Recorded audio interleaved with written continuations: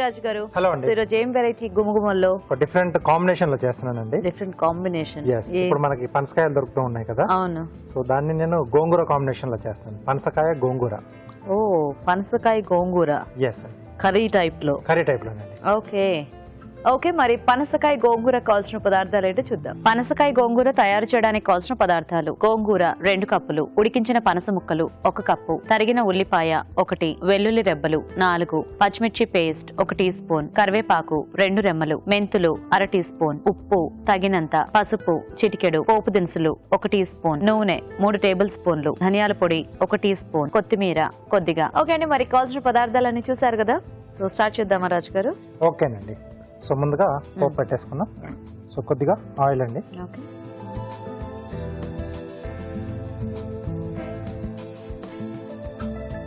పోపు దినుసులు, అలాగే కొద్దిగా మెంతులు అండి. ఓకే. సో ఇవి కొంచెం చిట్పట్లు ఆడిన తర్వాత మిగతా ఇంగ్రీడియంట్స్ అవి యాడ్ చేసుకోవాలి. ఇక్కడ గోంగూర ఏంటంటే మనం కొంచెం ఆకుపలంగా అలాగే యాడ్ చేసేసుకుంటున్నాం. ఓకే. సో కావాలనుకుంటే కొంచెం ఉడికించి పేస్ట్ లా చేసి వేసుకోవచ్చు. సో కొంతమంది అంటే కొంచెం ఎక్కువగా, అంటే మనకు గోంగూర కొంచెం పులుపు బాగానే ఉంటుంది. సో ఎక్కువగా అంత పులుపు ఇష్టపడిన వాళ్ళు ఏం చేస్తారంటే కొద్దిగా వాటర్ వేసి ఉడికిచ్చేసి వాటర్ వంపేసేస్తారు. పులుపు పోతుంది, కొంచెం పులుపు తగ్గుతుంది. Okay okay. సో అలా కూడా చేసుకుంటారు. సో దీంట్లో పచ్చిమిర్చి పేస్ట్, అలాగే వెల్లుల్లి రెబ్బలు,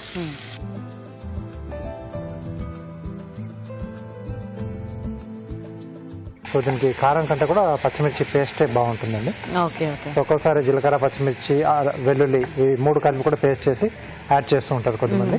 అల్లం కూడా మిక్స్ చేస్తూ ఉంటారు కదా కొద్దిమంది, వాళ్ళ చాయిస్. కొద్దిగా కరివేపాకు, ఈ ఉల్లిపాయలు అనేది వాళ్ళ చాయిస్ అండి. కొద్దిమందికి అవి ఉంటే ఇష్టం మధ్య మధ్యలో.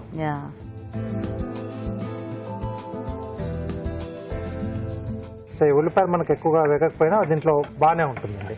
పులుపుతో పాటు కొంచెం ఆ టేస్ట్ అది క్రంచిగా తగులుతూ ఉన్నా బాగానే ఉంటుంది. సో ఈ పచ్చిమిర్చి పేస్ట్ ఇంకొంచెం వేగాలండి. ఓకే రాజు గారు, సో మేము చిట్కా చూసేస్తాం అయితే. ఓకే ఓకే, మరి ఇప్పుడు మనం ఒక చిట్కా చూద్దాం.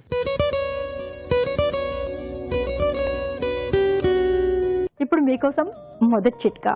మనం ఎప్పుడు చెప్పుకుంటూ ఉంటాం కదండి, తులసి ఎంతో పవిత్రమైంది, అలాగే ఇందులో ఎన్నో ఔషధ గుణాలు కూడా దాగున్నాయని చెప్పేసి.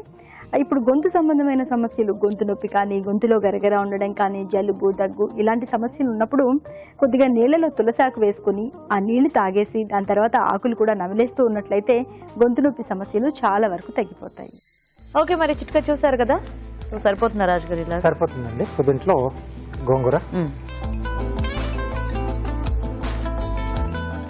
సో దీంట్లోనే కొద్దిగా పసుపు, ఓకే, సరిపడా ఉప్పు అండి. సో ఇది కొంచెం మగ్గిన తర్వాత మరి దగ్గరకు వచ్చేస్తుంది. ఓకే. సో కొంచెం సాఫ్ట్ అయిపోతుంది కాబట్టి ఫాస్ట్ గానే మనకి అది యాడ్ చేసుకోవచ్చేమో తర్వాత కదా. అవునండి. సో పనస ముక్కలు ముందుగానే ఉడికించి పెట్టేశానండి, కాబట్టి ఇది కొంచెం మన గోంగూర మగ్గిన తర్వాత ఆ ముక్కలు మనం యాడ్ చేసుకోవచ్చు. Okay okay okay okay.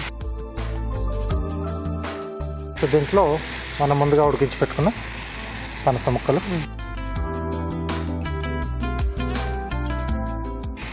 ధనియాల పొడి, సో కావాల్సితే యాడ్ చేసుకోవచ్చు. గోంగూరకు అసలు ఏమి అక్కర్లేదు, ప్లెయిన్ గా చేసుకున్నా మనకి ఆ టేస్ట్ పచ్చిమిర్చి, ఆ వెల్లుల్లి దీంతో బాగా తెలుస్తుంది. సో కొద్దిగా వాటర్ యాడ్ చేస్తారు. సో మనం ఈ పనసకాయని ఇప్పుడు సన్నగా తరిగేస్తారు కదా రాజు గారు, అలా కూడా కొంచెం ఇది ముక్క కొంచెం పెద్దగా ఉంటే బాగుంటుంది అన్నట్టు నేను కొంచెం పెద్ద ముక్కలు వేస్తానండి. పొట్లా చేసి వేసినా బాగానే ఉంటుంది, మొత్తం కలిసిపోతుంది, గోంగూరలో మొత్తంగా కలిసిపోతుంది. Okay okay. సో సడన్ గా చూస్తే కొంచెం ఇది తెలియని వాళ్ళు అయితే ఏదో కొత్తగా ఉంది అనుకుంటారు. కలర్ చూస్తే కొంచెం కంద ముక్కలా, కందలాగా. సో ఈ పనసకాయతో ఇంకా ఏ ఆకుకూరతో బాగుంటుంది రాజు గారి కాంబినేషన్? కొంచెం పులుపు కావాలనుకుంటే చుక్క కూరతో చేసుకోవచ్చు. సో మెంతి కూరతో కొంచెం అంటే పనస వేపుడు అలా చేస్తాం కదా, సో మెంతి కూర కాంబినేషన్ లో కూడా చేసుకోవచ్చు. సో పాలక్ పన్నీర్ చేసుకున్నట్టు ఈ ముక్కలు కూడా వేసేసుకుని మనం అంటే పాలక్ గ్రేవీతో పేస్ట్ లా చేసేసుకొని వేసుకుంటాం కదా, సో అలా కూడా చేసుకోవచ్చు. సో మూత పెట్టేసి ఒక 2 నిమిషాలు మగ్గనిచ్చేద్దాం. సో ఆ ముక్కలకు కూడా ఆ ఫ్లేవర్ అంతా కూడా పడుతుంది. చూద్దామా రాజు గారు? ఓకేనండి. ఓకే, సో ఇది కూడా కొంచెం దగ్గరకు వచ్చేసింది.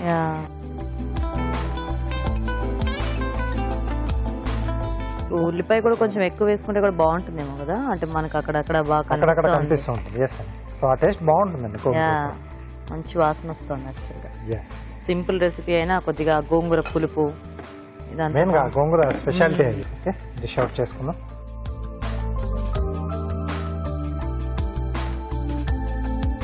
సడన్ గా చూస్తే పైనాపిల్ మొక్కల్లో ఉన్నాయి కొంచెం ఆ గ్యాప్స్ అవి.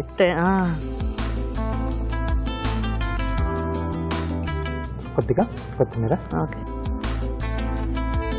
సో పనసకాయ గోంగూర రెడీ అండి. ఓకే, మరి పనసకాయ గోంగూర రెడీ అండి. టేస్ట్ చూసే ముందు తయారీ విధానం ఇంకోసారి చూద్దాం. పనసకాయ గోంగూర తయారు చేసే విధానం: ఒక పాన్ లో నూనె వేసి పోపు దినుసులు, మెంతులు, పచ్చిమిర్చి పేస్ట్, వెల్లుల్లి రెబ్బలు, కరివేపాకు, ఉల్లిపాయ వేసి వేయించాలి. దీనిలో గోంగూర, పసుపు, ఉప్పు వేసి వేగనివ్వాలి. తర్వాత ఉడికించిన పనస ముక్కలు, ధనియాల పొడి వేసి ఉడకనివ్వాలి. ఆపై కొత్తిమీరతో గార్నిష్ చేసి సర్వ్ చేసుకుంటే పనసకాయ గోంగూర రెడీ.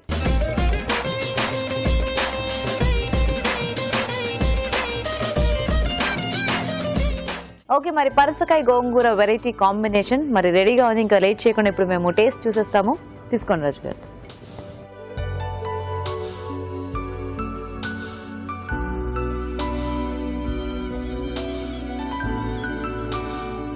సో ఓవరాల్ గా గోంగూర ఫ్లేవర్ బాగా తెలుస్తుంది. పులుపు ఇది కొంచెం స్ట్రాంగ్ గా ఉంటుంది కదా. కొంచెం ముక్కకు కూడా ఈ గోంగూర ఇది బాగా పట్టేసింది. మీరు చెప్పినట్టు కొంచెం అంటే కొంచెం అలా నారనారగా సో లోపలికి వెళ్ళిపోయింది. కొంచెం వాటర్ వేసి మనం మగ్గించాం కదా. అవును, బాగుంది. ఆ ఉల్లిపాయ ఫ్లేవర్ తెలుస్తుంది బాగా క్రంచీగా. అండ్ ఇంత పులుపు తినలేమో అనుకుంటే ఉడికించేసి కొంచెం నీళ్ళు వాచేసి అలా వాడేసి ఆప్షన్ బాగుంది. లేదంటే చుక్క కూర కూడా మనకి సెకండ్ ఆప్షన్ వాడుకోవచ్చు. లైట్ పులుపు ఉంటుంది కదా. ఇంకొంచెం తక్కువ అనుకుంటే బచ్చలు కూడా వాడుకోవచ్చు. అలా గ్రేడ్ వైజ్ గా ఉంటుంది. సో బాగుంది రాజు గారు, టేస్టీగా. Thank you. సో చూసారు కదండి, మరి మీరు కూడా ట్రై చేయండి. ఇప్పుడు మీకోసం మొదటి చిట్కా. మనం ఎప్పుడు చెప్పుకుంటూ ఉంటాం కదండి, తులసి ఎంతో పవిత్రమైంది, అలాగే ఇందులో ఎన్నో ఔషధ గుణాలు కూడా దాగున్నాయని చెప్పేసి. ఇప్పుడు గొంతు సంబంధమైన సమస్యలు, గొంతు నొప్పి కానీ, గొంతులో గరగర ఉండడం కానీ, జలుబు, దగ్గు ఇలాంటి సమస్యలు ఉన్నప్పుడు కొద్దిగా నీళ్ళలో తులసాకు వేసుకుని ఆ నీళ్లు తాగేసి దాని తర్వాత ఆకులు కూడా నమిలేస్తూ ఉన్నట్లయితే గొంతు నొప్పి సమస్యలు చాలా వరకు తగ్గిపోతాయి.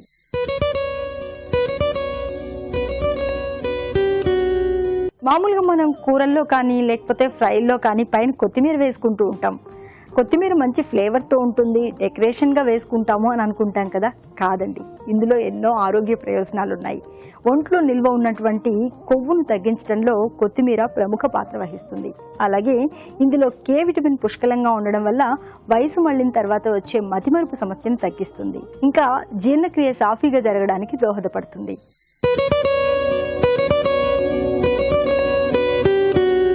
మామూలుగా మనం ఏదైనా ఈ ఆహారం తీసుకుంటే, ఈ లైఫ్ స్టైల్ అలవాటు చేసుకుంటే ఆరోగ్యంగా ఉంటాము అంటే తొందరగా ఎవరికి ఎక్కదు. అంటే తొందరగా దాన్ని ఎవరు ఫాలో అవ్వరు.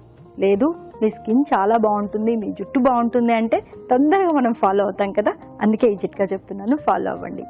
మామూలుగా మన జీవన శైలిలో మార్పులు చేసుకోవాలి. అంటే ఆకుకూరలు, కూరగాయలు, తాజా పళ్ళు ఇలాంటివి ఎక్కువగా తీసుకుంటూ, చిన్నపాటి వ్యాయామాలు చేసుకుంటూ, తక్కువ ఆహారం ఎక్కువ సార్లు తీసుకుంటూ ఉన్నట్లయితే మన చర్మం ఆరోగ్యంగా ఉంటుంది, అలాగే జుట్టు కూడా ఆరోగ్యంగా ఉంటుంది.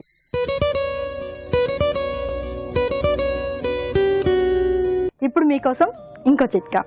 కీరా దోసని చక్రాల్లాగా కట్ చేసుకుని కళ్ళ మీద ఉంచుకుని ఒక 10-15 నిమిషాల తర్వాత తీసేస్తూ ఉండాలి. ఇలా కాసేపు రిలాక్స్ అవుతూ ఉన్నట్లయితే కళ్ళ చుట్టూ ఉన్నటువంటి నల్లటి వలయాలు తగ్గడమే కాకుండా కళ్ళు తాజాగా ఉంటాయి, ఇంకా కళ్ళలో ఉన్నటువంటి వేడంతా కూడా తగ్గిపోతుంది.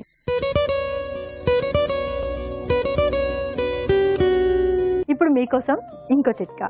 కొంతమందికి మెడ చుట్టూ, మోచేతుల దగ్గర చర్మం నల్లబడి కాస్త రఫ్గా తయారవుతూ ఉంటుంది. ఇలాంటప్పుడు ఈ చిట్కా ఫాలో అవ్వండి. కాస్త ఎగ్ వైట్ తీసుకుని అందులో కొద్దిగా నిమ్మరసం వేసుకుని బాగా గిల్లకొట్టుకోవాలి. అంటే నొరగొచ్చేంత వరకు గిల్లకొట్టుకుని దాని తర్వాత మెడకి, చేతులకి, మోచేతులకి అప్లై చేసుకుని ఒక 20 నిమిషాల పాటు అలాగే ఉంచేసుకుని దాని తర్వాత గోరువెచ్చటి నీళ్ళతో వాష్ చేసుకుంటూ ఉండాలి. ఇలా వారానికి 2 సార్లు కనుక చేస్తూ ఉన్నట్లయితే ఇక్కడ మెడ చుట్టూ మోచేతుల దగ్గర ఉన్న చర్మం అంతా కూడా బాగా నార్మల్గా అయిపోతుంది.